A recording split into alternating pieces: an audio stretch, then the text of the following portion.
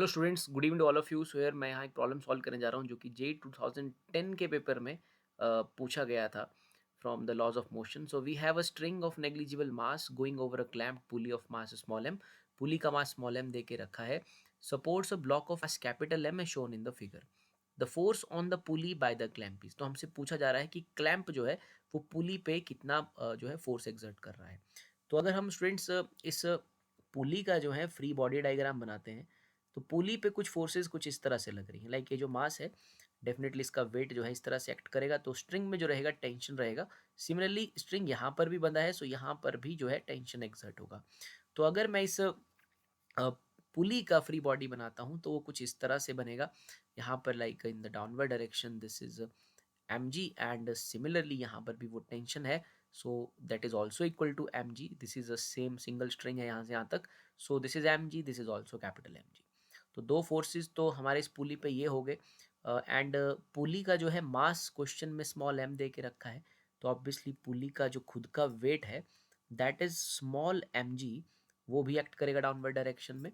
तो स्टूडेंट्स इस पुली पर ये तीन फोर्सेस जो आपको दिख रहे हैं इस तरह से लग रहे हैं। तो जो भी इन तीनों का नेट फोर्स होगा जो कि पुली पर नेट फोर्सेस लगेंगी, क्लैंप भी पुली पर उतना ही फोर्स एक्सर्ट करेगा। या इस तरह से एक सिस्टम हमारा बना हुआ है।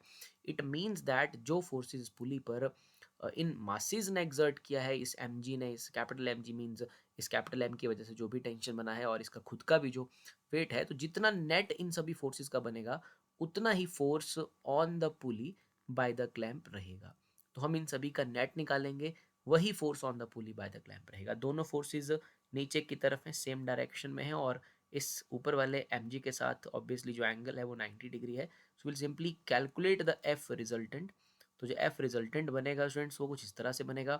लाइक दो फोर्सेस जो नीचे की तरफ में वो है capital M G plus small M G का स्क्वायर प्लस दूसरा रहेगा एम जी का square plus 2ab cos theta.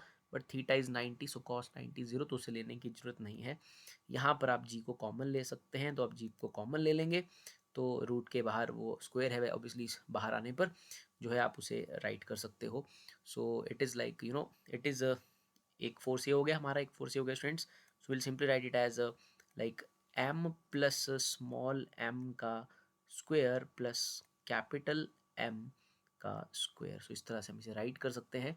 So this is the answer. So this is also the force on the pulley by the clamp. So यही इसके ऊपर act कर रही थी, इतनी ही फोर्स क्लैंप भी पुली पे लगा रहा है। सो ऑप्शन नंबर 4 ये this is the correct answer for this problem. Thank you.